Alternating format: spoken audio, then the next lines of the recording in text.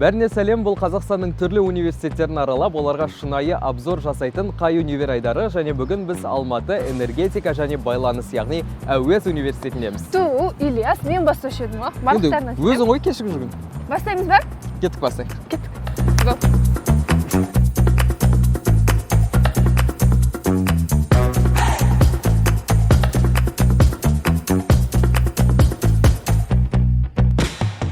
Мен бұл университетке бірінші рет келе жатырмын. Сол үшін менде эмоция, ақпарат барлығы. Мен үй жағым мына жерде болса да мен бірінші көріп вообще келіп тұрмын жаққа.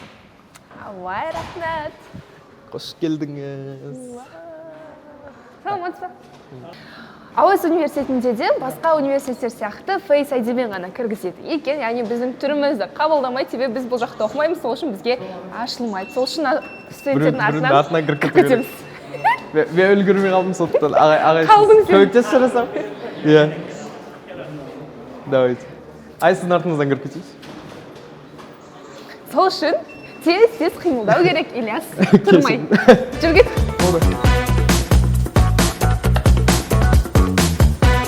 Біз қазір А корпусындамыз, және кірген бойда бізде осындай үлкен холл бар екен, және студенттер демалатын орындар мен розеткалар бар.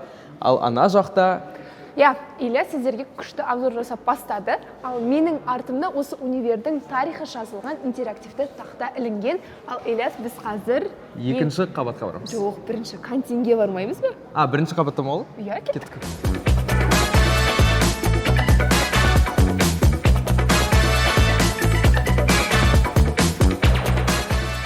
Бұл жерде темірім орналасқан екен, яғни бұл типа веб-зона, себебі бұл жақта тып-тыныш әр топтар келіп өз сабақтарын оқуға мүмкіндіктеріміз бар екен.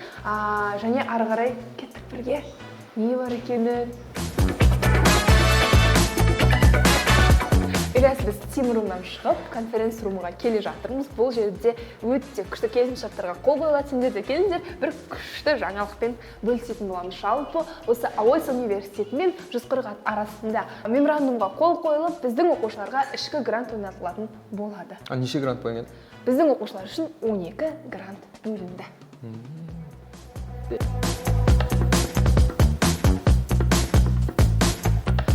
Жабық достармен, топтармен талқылайтын болса, мына жақта әр адам жеке келіп, өздері отырып жұмыс жасауға болады. Мысалы, ғана ағай жұмыс жасаймын отыр. Ашық аспан астында ма? Иә. Орындықтар мысалғандар. Әдемі андай терезеге қарап отырып сабақ оқуға болады. Еще мына жақта компьютерная зона бар екен. Әр адам келіп, студент болсын, мұғалім болсын, келіп өз жұмысын жасап кетуге болады. Яғни интернет бар, компьютер бар, отыратын жер бар, кітаптар бар, барлық жағдай жасалған. Ал егер жеке отырып жұмыс жасағың келсе, мынандай кішкентай орындықтар бар екен, бір-біреуден отыруға болады. Күшті, иә?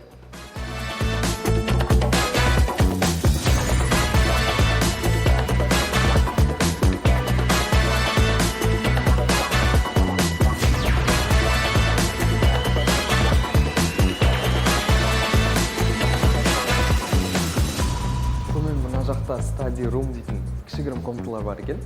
Светін жағып жүрейін. Бұл жақта жеке бір-екі адам отырып, осылай сабақ оқу жұмыстарын жасай алады. Тыныштықта. Күшті. Егер тыныштық керек болса, адамдардан демалғың келсе, мына жер жақсы екен. Давайте.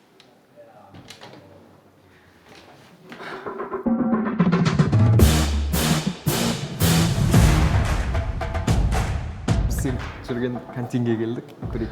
Иә, барлығы мақтап жатыр, осы кантин атмосферасы күшті, әдемі дейді. Неше кеттік, байқайық мықты. Бас, вау! Ресторанға кіріп баратқан сияқтысың ба? Так вкусно па? Тамақтың есі күшті соғады. Мен аңғарыңдар, тамақ жейтін жерде де осылай отырып, емін-еркін достарымен тамақ ішуге болады. Бір американский универ сияқты бір. Да. Енді тамақтың бағаларын көрейік. Кеттік. Енді иісін айта алмаймын. Мына иістен қарным одан сайын ашып кетті бар ғой. Вау! Мынаны қара, Ильяс. Ойбай. Мынандай әдемі грузинский бір лимонадтар тұр. Что-то на бағатым да? Айберген айтпақшы. Мынаны қара, еще мына жерде барлық керек заттар сатады екен. Магазин сияқты қойып қойыпты, иә? Еще клей. Азибай. Саған керек нәрсе. Краб бар екен. Влажная салфетка. Қағаздар. Дәптер. Короче, дәптерді ұмытып кеттім десең, осы жаққа келіп алып. Мұғалімдер айтады, астан барып алып кел деп. Басымды ұмытып кетпейсің ба деп. Рамен бар екен. Күшті. Тек жай ғана кантин емес, барлық нәрсе бар. Кішкентай бір кішігірім магазин. Анау қай тамақтың иісі қатты шығып жатқан.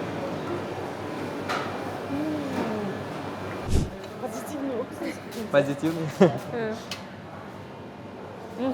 Студенттің бір обеті бізде 2000 теңгеге шықты. Жақсы. Рахмет үлкен. Ой, Құлатып құлатып алмайын. Мінекей осылай біздің... Орын таңдай бер. Жоқ, мен айтайын деп жатырмын. Мен ше? Осы жерде тұрайық, хотя бы. Осымен біздің студенттің тамағы 2000 теңгеге шықты. Бізде пирожки, самса бар, плов және салат, сокі бар. Нормально, 2000 теңгеге. Негізі бір тамақ аласың ғой кейбір жерлерде. Солға. Қай жаққа отырамыз? Ана жаққа отырамыз ба? Бұрыштағы орын. Студенттердің қасына барып отырамыз, әңгіме айтамыз. Қолымды алып кетті тезірек. Барып отыра бер, мен артына бар. Қазір ұсталамыз. Ойбай, достар, отырайықшы. Ана жаққа кетті. Қазір төгем.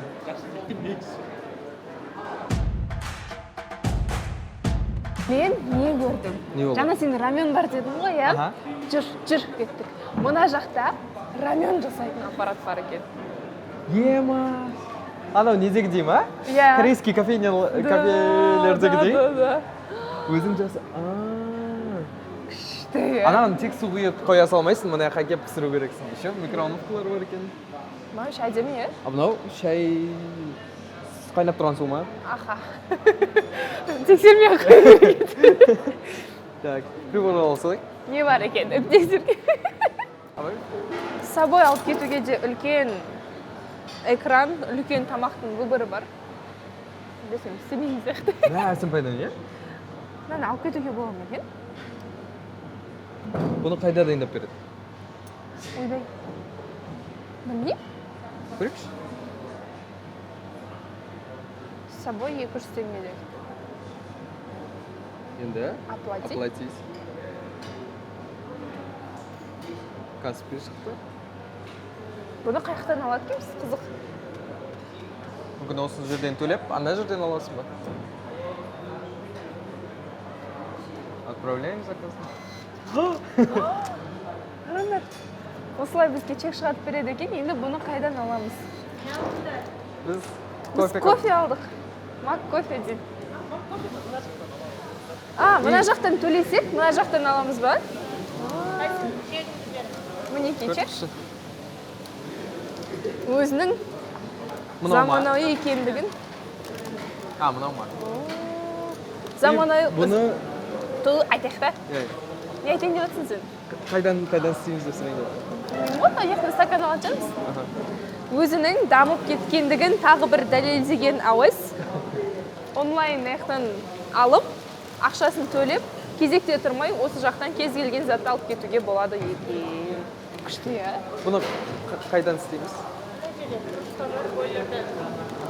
Өзіміз қойып алып. Так, кружка бізде...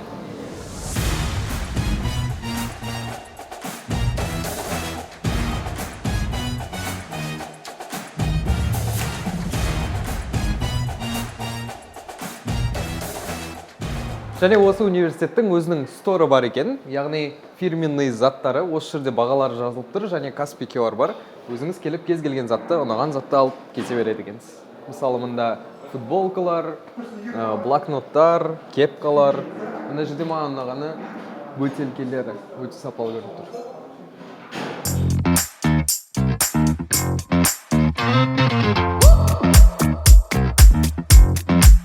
Қазір лекцияға бара жатқан едік, жолда осындай дәліз көріп қалдық. Қараңдаршы, қандай әдемі. Креатив қой. Картинканың ішіне түсіп кеткен сияқты. Иә, комикс сияқты ше. Энергетика.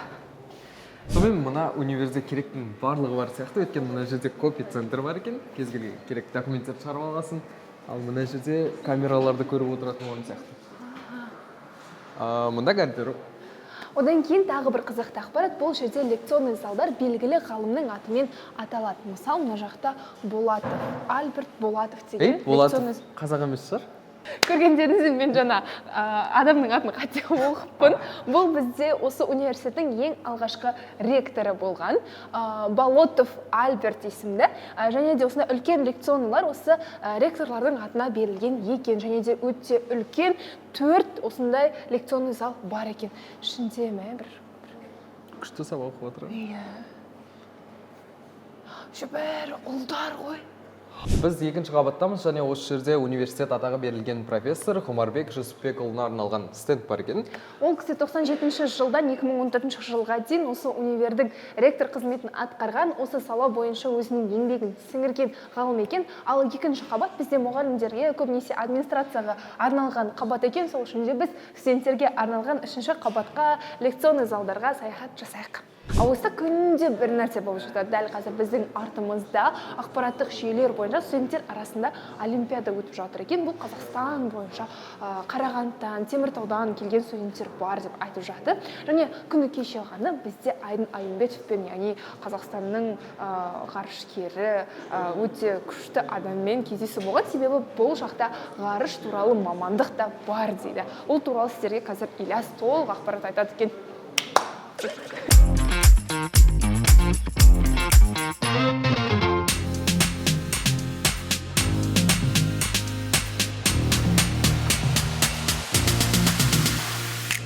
Дәл қазір менің жанымда 140-тың 2022 жылғы түлегі және осы АОС-тың студенті Расул тұр. Расул, сен үшін осы университеттің ең үлкен плюсы қандай? Не үшін оқушылар осы университетке түсу керек? Дәл солай, мен 22 жылғы түлек болып есептелемін. Және де университетті таңдаған кезінде менде басты сұрақ пайда болды. Мен университеттен не ала аламын? Және де сол университет арқасында мен шетелге әртүрлі практика, стажировкамен оқуға бара аламын ба деген сұрақтар пайда болды. Сондықтан бұл университеттің маған беретін ең үлкен айтқанда плюстарының бірі ол шетелге барып оқып келу, тек қана академ атқырлығы емес, қос дипломды программалар. Оған қоса сен тек қана энергетика емес, басқа да мамандықтарды бірге алып жүре аласың. Жаңа айтылған қос дипломды программалар, мысалында қазіргі кезде сіздер Германия, ақш, Қытайда оқып келе аласыздар. Германияда қос дипломды программа, және де ақшта 30-дан астам университетпен қос дипломды программа жұмыс істеп жатыр. Сондықтан бұл жерге түсудің ең басты мақсаты мен үшін шетелде оқып көру, жұмыс істеп көру, және шетелде көріп келу болатын. Сондықтан мен осы университет арқасында осы жылы Жапонияға инженерный практика, яғни инженерлік практиканы Практика айта беріңіздер, практика. Инженерный практиканы өтіп келе алдым. Ол жерде Национальный институт технологий, NIT, сондай қосайын. Сол жерде өзім 2 ғылыми жобамды жасап келдім. Electrical State Prediction, және де Sound Recognition and Audio Classification атты 2 проект жасап келдім. Сондықтан мен үшін ең басты мақсат шетелде көру, шетелдік опыт алу, және де осы университеттің бүкіл плюстарын қолданып алу болатын. Сосын енді осы университеттің студенттік ортасы, студенттік ивенттар, кештер деген сияқты сондай болған, неға қарай жылжып тұрды? Әрине студенттік өмір бұл жерде қатты дамыған, және де өзіңіздің талғамыңызға байланысты кез келген клубтарды таңдай аласыз. Яғни ән айтып өнерге жақын болатын болсаңыз, ол Unix, тауға шығамын десеңіз, Wimper, немесе робототехникаға қызығатын болсаңыз, шетелге түсу, оқуды жалғастыруға қызығатын болсаңыз, ол әртүрлі клубтар бар. 20-ға жуық клубы бар, және де бізде әрбір апта сайын өзіміздің ішімізде, өзіміздің арамызда, студенттер арасында шетелге оқуды қалай жалғастыруға болады, университет арқасында қалай ары қарай қозғалуға болады деген сияқты сұрақтар бойынша эвенттер өтеді, және де ректорлар, проректорлармен кездесулер өтіп отырады. Енді универ туралы бізге барлық плюстарын айттыңыз. Ал осы универдің минустарын айта аласыз ба? Бар ғой минустары. Келсем, әрбір университеттің өзінің жақсы жақтары бар, жаман жақтары бар, бірақ та көп студенттер қорқатын заты ол энерго оқуға қиын университеттердің ішіне кіреді деп қорқады. Келісемін, оқу бұл жерде оңай емес, өйткені оқуыңыз оңай болатын болса, ол жер университет деп санауға келмейді деген ойдамын. Және де әрине студенттеріне келген кезде оқуы қиын болып көрінуі мүмкін, бірақ та сізге бірден 4-ші курстың материалын бермейді. Сіз бірте ақырындап үйренесіз. Яғни 1-ші курс, 2-ші курс, 3-ші курстың материалдары сіздің деңгейіңізге сай болады. Сондықтан басты минустарының бірі ол студенттердің оқу қиын деген айтқанда ойы убеждениесі. Сондықтан ол убежденияны мен жұмыс істеу керек, және де өзіңізге сенетін болсаңыздар, бұл жерде оқуды алып шығу оңай болады. Біз АОС туралы сізден толық ақпарат алдық деп ойлаймын. Студент ретінде өз университетіңізді өте жақсы көреді екенсіз. Енді осы университет туралы бір ауыз сөзбен түйіндесек осы сұхбатта. Энерго университеті әрине оқудың оңай емес екенін мойындаймыз, және де осы жерде оқу әрбір студенттің қолынан келе бермеуі мүмкін. Бірақ та, егер сен өзіңе сенетін болсаң, өзіңнің өміріңнен бір нәрсе сұрайтын болсаң, карьераңнан нәрсе күтетін болсаң, онда осы жерге түсуіңіз қажет. Және де әлем көрем, ел көрем, өзімді дамытамын дейтін болсаңыздар, осы жаққа түсуіңіз қажет болады. Сондықтан қорытындылай келе, талпынамын дейтін студентке университет бүкіл затын бере алады. Шетелде оқу болсын, осы жерде лабораторияларда жұмыс істеу болсын, мүлде 3-ші курстан бастап жұмысқа кіру, яғни мамандығыңыз бойынша жұмыс істеп кету бойынша да барлық заттар, мүмкіндіктер бар. Сондықтан қорытындылай келе, мүмкіндік бар, бірақ та талап керек. Өз-өзіңізден талаптаныңыз, сұраныңыз, өз-өзіңізді мотивациялаңыз.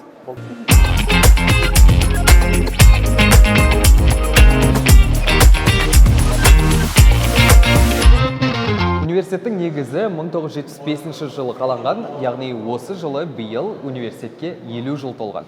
Қызықты ақпарат басында бұл бізде көршілес тұрған Сәтбаев университетінің бір факультеті ретінде болған болса, Қонаевтың бастамасымен бұл факультеті бөлек институт ретінде ашып, сол өз заманында болсын, қазіргі кезде де жетекші техникалық білім беретін мықты университеттің қатарында.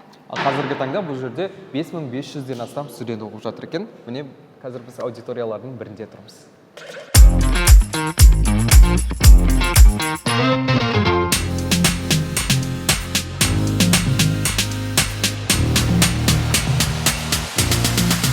Біз дәл қазір өте ерекше кабинетте және өте ерекше мамандықты оқытатын жерде тұрмыз. Жалпы биоинженерия мамандығы Қазақстанда ең сұранысқа ие, ең тапшы мамандардың бірі. Егер де сіздер жаңадан мамандық таңдап, енді оқуға түсетін болсаңыздар, осы мамандықты таңдауға кеңес беремін. Себебі Қазақстанда нарық пустой бұл сала бойынша. Бұл қандай мамандық, бұл не істейді деген сұрақ болатын болса, барлығымыз білетін медициналық орталықтар бар. Әрбір ауыл, аудан, қала болсын, міндетті түрде больница бар. Сол жердегі осындай аппараттарды жөндейтін қызметкер. Егер де дәл қазір Қазақстанда не үшін бұл мамандыққа сұраныс бар десеңіз, бұл жерде оқитын адамдардың саны аз.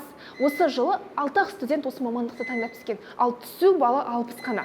Сол үшін де егер де Қазақстанның болашағына үлес қосам десеңіздер, осы саланы таңдап түсіңіздер. Себебі ертең осының барлығы Қазақстанда емес, Ресейде, шетелдерге апарып жөндетеді. Егер де сіздер күшті маман болсаңыздар, өз елімізде жасайсыздар. Мысалы, практика көрсететіндей, дәл осы жерде бізде жаңа туған нәресте жататын вакуум бар. Мына жақта өкпені жасанды тыныс салдыру, яғни егер де адам комаға кетіп қалады, немесе сондай бір жағдайлар болған кезде, осы аппарат арқылы бізде өкпемізді тыныс алдырады. Немесе барлық больницада бар, осындай барлығын істейтін, жүректің соғысын тексеретін аппарат бар. Осының барлығын жөндеуге мүмкіндіктеріңіз болады. Сол үшін де құлақтарыңызға алтын сырға құрметті түлектер. Одан бөлек барлық аппараттар қарастырылған. Сол үшін қорықпай таңдап осы университетке түсе берсеңіздер болады. Барлығы істеп тұр, барлығын көріп, практикада жасай аласыздар. Өзім қайтан түскім келіп кетті мына мамандыққа. Күшті. Мысалы, ана жақта, ана болады ғой, операция жасаған кезде сенің жүрек соғысың, одан кейін давлениең бар, басқасының барлығы осы жерде көрсетіліп тұрады операция жасаған кезде. Сосын, мына жақта да тағы аппараттар бар екен, бірақ бұның нақты қандай аппарат екенін білмеймін, бірақ мына жақтарда жазылып тұрады екен. Мысалы, оттегіні концентранттау дейді, білмеймін, короче. Бар газ қоспасын сыртқа шығаратын бір нәрсе деген аппарат бар. Нақты, Ильяс, жатасың ба? Көрім. Түрлі көріп қаймас. Жатсам не болады? Білмеймін ғой. Қойды. Мысалы, осылай келесті. Бір ұйықтау. Шыққа көмек көрсете аласыздар. Короче, бұл универде практика көп екен.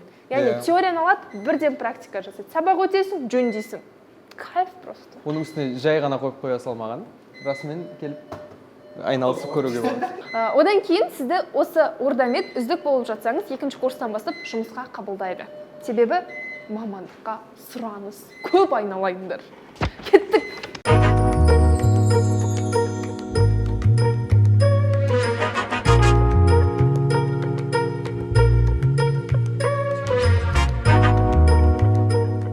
Құрметті достар, біз сіздермен электроэнергетика кафедрасының реле қорғанысы зертхана кабинетінеміз. Жалпы көз алдарыңызда бұл терминал, жалпы бұл желіні электроэнергетиканы қорғау үшін арналған қондырғы болып саналады. Электроэнергетика кафедрасында бұндай қондырғының 500-де аса түрі бар, және де электроэнергетика кафедрасы 200-ден аса серіктес компаниялармен жұмыс жасайды. Біз қазір университеттің кітапханасына келдік. Бұл жерде 300 мыңнан астам ғылыми әдістемелік, шығармашылық бағыттардағы түрлі оқулықтар бар екен. Олар орыс, қазақ, ағылшын, тіпті неміс тілдерінде жазылған екен. Или содан бөлек білесің бе, бұл универде актер Еркебұлан Тоқтар оқыған, қазір Алматының әкімі болып жатқан Ерболат Досаев та осы университетте білім алған екен. Одан бөлек студенттер 10% теория болса 90% практикамен сабақ оқиды екен. Я практика екеніне жаңа көзіміз жетті ғой, неше түрлі құрылғылар, 100-200-ден астам. Көрейік кітапханасын. Кстати, бұл кітапхана осы 2024 жылы ғана жаңадан ашылып, жаңадан осындай ремонтпен студенттерге күшті условия жасап бастаған екен. Шынымен жаңа екен көрініп тұр. Қара химия. Оқып жатқан. Маршрутизация дейді. Аттары не деген қиын еді.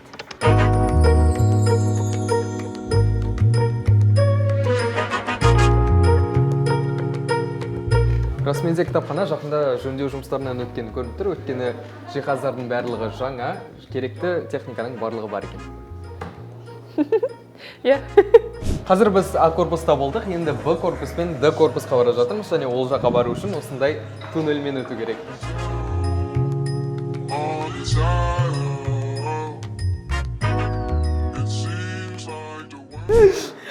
Қалай тоқтай? Болды, бүйте салсай. Хорошо.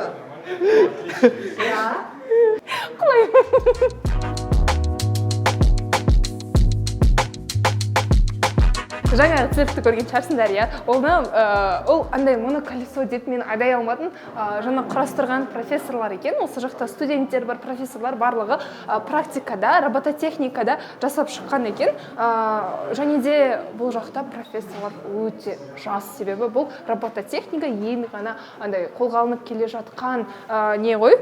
Мамандықтардың бірі ғой. И одан кейін 90% бізде практика жүреді деп айттық қой, соның бір дәлелі болған сияқты. Қазір мына жақтағы неше түрлі роботтарды көреміз, және де маған қызық. Жаңа кәшенді кеше. Біз қазір осы робототехника бойынша бір класста тұрмыз, және бұл жерде Кука деп аталатын робот бар. Бұл не істейді? Данный робот является роботом-манипулятором, который применяется в промышленности, и на данный момент во всех современных машиностроительных и выпускающих предприятиях у нас присутствуют такие роботы. Вы знаете, что, допустим, в Китае сейчас очень бурное развитие машиностроения, то есть автомобилестроения, и на их заводах в основном применяют вот такого плана роботы. И сейчас вот на данный момент тоже можно сказать, что в Казахстане развивается автомобилестроение, хоть и крупноузловое, то есть мы в основном устанавливаем уже готовые детали на заводах, ну, именно казахстанских заводах, и там везде применяют такого плана роботы, и наша задача на данный момент является обучить и дать знания студентам и будущим инженерам, чтобы они могли использовать данный робот и могли его программировать. Ну и давайте продемонстрируем. На данном примере у нас показано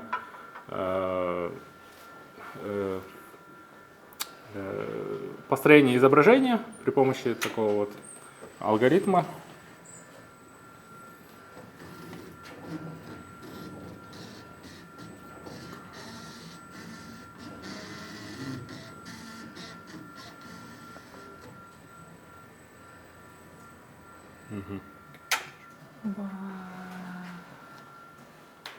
Вот. Тағы несі, типа, сіз задача бересіз, соны салып береді, да? Я осы жерде, мысалы, осындай бағдарлама жазылып тұр.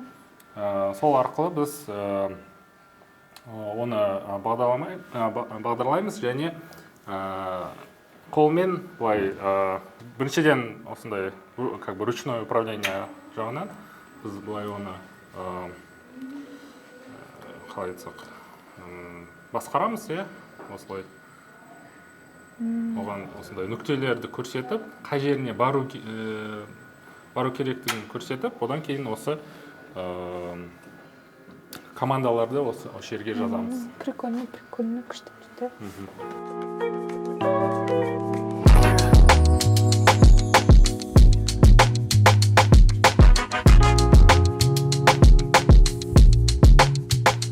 Біз қазір студенттердің ғылыми зерттеу зертханасында жүрміз. Бізде және де бұл 3D принтер.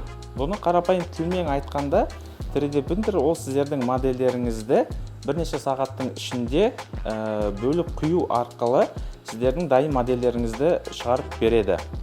Біздің қазір ғана шығарған біздің мысалы осындай қорапшамыз бар. Бұл деген өздеріңіздің құрылғыларыңызға арналған, және де бұл бізде инженерлік құю әдісі болып есептеледі. Және одан бөлек бізде медицинада, және де тағы да басқа өндірісте, құрылыста, сәулет саласында да осындай 3D принтерларымыз қолданады. Жұмысын қарап өтсек. Және де осы 3D принтердің көмегімен бізде осындай робот басып шығарылды. Бұл робот сіздермен сөйлесуге, және де қолдың іс-қимылдарын қайталауға, және де бұған ChatGPT-ді қосу арқылы, сол арқылы сізбен байланысып сөйлесуге де болады. Жарайды, мен гуманитарий болғандықтан мына роботтардың барлығын маған түсіну қиын болды. Бірақ мен қызығып тұрған, барлығы айтып жатқан бір ерекше кабинет бар екен, ол космосқа арналған. Бірге көрейік. Әсембай, сен білесің бе, АУЭС университеті Қазақстанда аэроғарыштық инженерия мамандығын оқытатын жетекші университеттердің бірі. Және бір қызықты факт, бұл жерде оқыған студенттер Қазақстан бойынша жалғыз универ Байқоңырға практикаға жібере ма? Иә, Байқоңырға практика жіберетін Қазақстан бойынша жалғыз универ. Ал сен білесің бе, осы университеттің төбесінде спутникпен байланысатын антенна орналасқан. Мысалы, ана жақта қараңдар, анау тұр ғой, ол бізде спутник орналасқан, сонымен біз байланыс орната аламыз. И ана жақта әйтеуір аспанда жүрген спутниктарды байланыса аламыз. Прикольный ғой, да? Басқа әлем сияқты. НАСАның несінде жүрген сияқтымыз. Иә. Одан осы сияқты оқып, мамандықты бітіріп алып, НАСАға жұмысқа тұрса. Иә, мүмкін сияқты. Мүмкін ғой.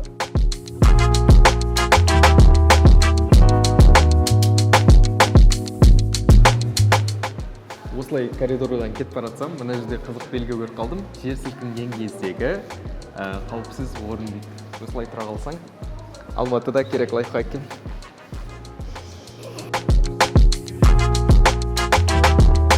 АУЭС-тің плюстары мен минустары қандай? АУЭС-тің плюстары мен минустары әркімге әрқалай, бірақ ең басты плюстары білімі мықты.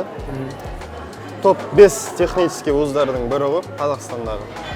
Және де новыйдан осы А корпусына ровый ремонт осы өте қуантады бізді. Сол минус дейтіндей минус емес, бірақ басқа корпустарға новыйдан ремонт жасаса керемет болып өтетін. АУЭС-ке түсіңіздер. АУЭС-тің плюстары мен минустары қандай? АУЭС-тің плюстарына келсек, жақсы орта, яғни бізде дамушы орта, студенттер әртүрлі клубтарға барып, өздеріне достар табады, әртүрлі қалалардан келіп, өздерінің кругтарын тезірек сформировать етеді бұл универде. Минустарына келсек, кішкене сабақ қиын, және де жұмыспен алып жүру кішкене бізге қиындық тудырады.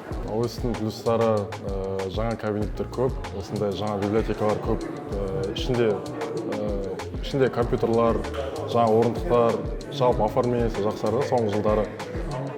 Минустарына келсек, минустары оценка жағы шығар, оқу жағы қиындау шамалы. Басқа минусы жоқ, жалпы универ күшті.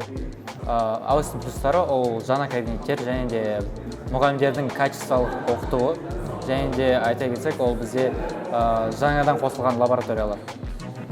Минустары бар ма? Минустары, көбінесе ол сабақ жайында қиындырақ болады. Так, бәрі жақсы. Неге қиын? Көбінесе кейбір тақырыптар қиындауда көп занятия қосылады. плюстары ол студенттік өмір өте керемет өтеді, біздің білім сапасы өте күшті, және орналасқан жерде өте күшті. Тағы сол универіміз дамып жатыр.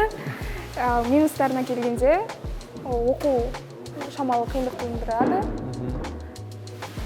Барлығы айтып жатыр ғой. Иә, болды, вроде. Ұнайды.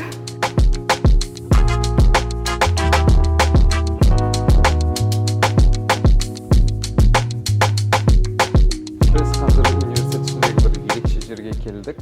Мынаяқтан бір эстоның иісі шығып тұр ма, бір майлардың иісі шығып тұр ма, бірақ мынаның барлығы қолдан жасалған екен, және универдің ішінде тұрғанымызға сеніп тұрған жоқ. Әсем пайданың қысасынан көруге болады. Студенттер осында келіп практика жасай ала ма?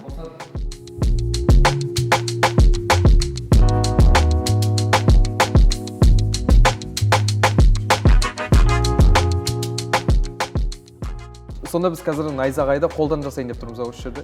Ну, жасанды найзағай бізде оны түсіндірген кезде бізде көктем және жаз уақыты бізде күн күркіреп найзағай атады, ойнайды дейміз ғой да. Соны одан біз электр қондырғыларды қорғауымыз керек. Ол асқын кернеу деп аталады. Оның тоғы, найзағайдың тоғы 250-300 килоамперге дейін барады. Сондықтан өте қауіпті біздің электр қондырғыларға. Сондықтан біз оны біз электр қондырғыларды қорғауымыз керек. Кернеу, мына біздің сыйымдылықтар заряд жинап жатыр. Қазір сіздерге айтып отырам, қаншама заряд. Міне 100 киловольт, 200 киловольт, 300, 400, 500, 600, 700.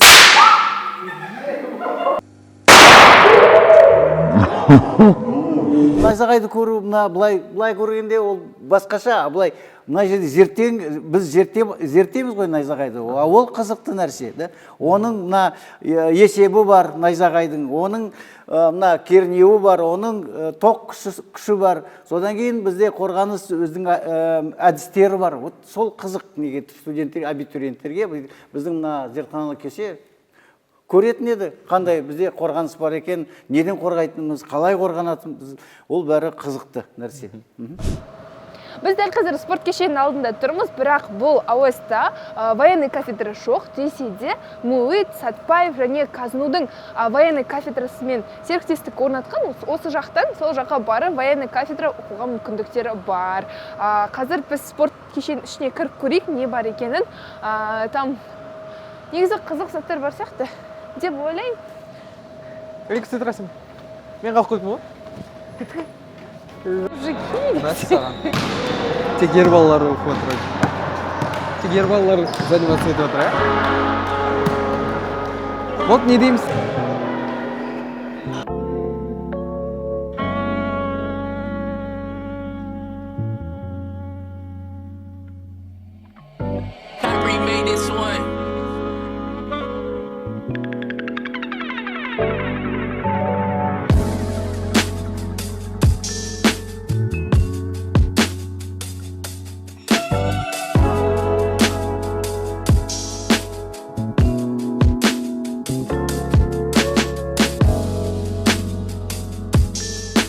Қазір универдің актовый залына келдік, және осы орайда оқу ақысы туралы айта кетейін, ол жылына шамамен 1 миллион теңгені құрайды. Ильяс, одан кейін білесің бе, қос диплом жүйесінде қарастырылған. Яғни ақш және де Германиядағы университетіне серіктестік орнатқан, 2 жыл Қазақстанда, 2 жыл сол жақта оқып келуге мүмкіндігі бар, сосын сенде 2 дипломың болады. Керемет емес па? Сонда мен осы универді бітірсем, менде америкалықта диплом бола ма? Иә. Одан бөлек тағы осы жақында естуім бойынша неміс германиялық университеттерден келіп, неміс профессорлар сабақ береді. Себебі осы жаңадан түсетін бакалаврға түсетін студенттерге жаңадан серіктестік орнатқан компаниялармен, университеттермен коллаб болып жатыр екен. Өте керемет. Сосын тағы бір нәрсе айтайын ба? Әсіресе видеография, фильм, режиссер болған дегендерге өте күшті ақпарат. Нью-Йорк фильм академиясы осы жақта штатын ашады екен. және де 200 студент қателеспесем уже заявка тастап осы жақта оқиын деп отыр. $18,000 төлейді екен бірақ. Ол уже ақылы, иә? Иә, сосын университет туралы толық ақпараттар, осындай ақпараттар қызық болатын болса, университеттің өзінің сайты бар. Сол жаққа кіріп, қандай документ жинау керек, барлығын көріп алсаңдар болады. Окей-доки, келістік пе? Келістік.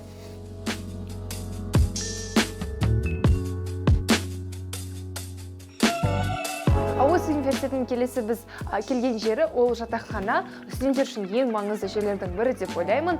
1700 студентке арналған 3 жатақханасы бар. Біз дәл қазір 2 адамдық орында тұрмыз. Бұл жаққа сіздер айына 35,000 теңге төлейтін боласыздар. 2 төсегі, осындай кітап қойғанға, киім салғанға арналған шкафтары, сабақ оқуға арналған үстелі бар. Сонымен бөлек мына жақта бізде уборный бар, жеке өзінің. Одан кейін дәл осы жерде душ та бар екен. Мына жерде андай ғой, ашка-бышка деген сияқты 2 адам 4 адам жататындай. Осындай кішігірім бөлмелері бар екен. Бұдан шыққаннан кейін тағы есіктері бар. Демек, бір есік, 2 есіктен өтіп қана үйге кіруге болады екен. Өте күшті негізі.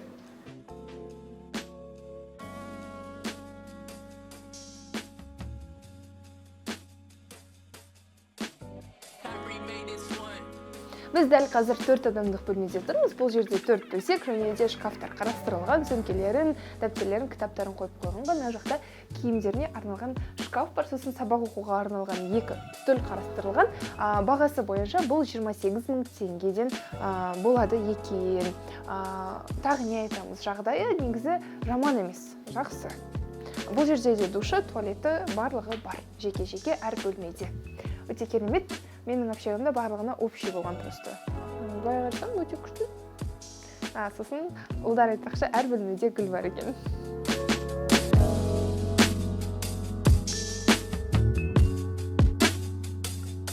Мен есімім Махниет, АУ студентімін. Электроэнергетика мамандығында 1-ші курс студентімін. Енді сіз общагада тұрып көрдіңіз. Неге общаганы таңдадыңыз? Мен общагада тұрдым. Себебі маған общагада тұрудың өмірін сезіну қызық болды. И студентский өмірді көп сезінгім келді.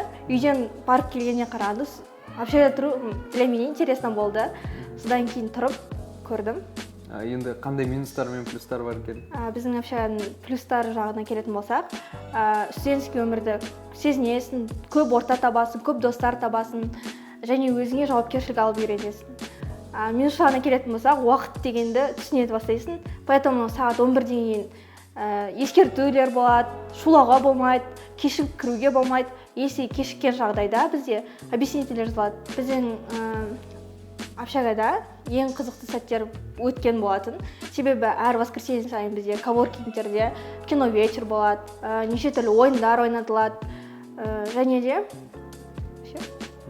Жалпы басқа осы әуеске түскісі келетіндерге кеңес бересіз общагада тұрып көруге? Иә, кеңес беремін. Себебі өз-өзіңе жауапкершілік алып, мама-папаны қадірін түсінесіңдер еще.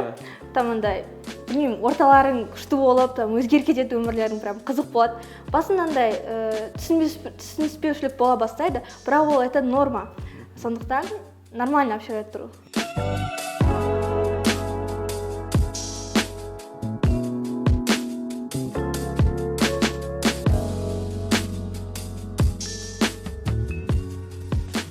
Осымен біздің әуес университетіне жасаған обзорымыз аяқталды. Сіздерге ұнады деген ойдамыз, экспериментті де жасадық, студенттерден кеңес де алдық, тамақты да көрдік. Енді келесі қай универге барайық, комментарийға жазып кетіңдер, лайктарыңызды басып, от қосыңдар комментарияны. Келесі Ильяс аға шақырайын ба, әлде келесі қай универге кім шақырайын? Жоқ, мен болам, сені уже ойланам. Жоқ, мен болам, сені ойланам. Жарайды, оны сосын. Бар кетші.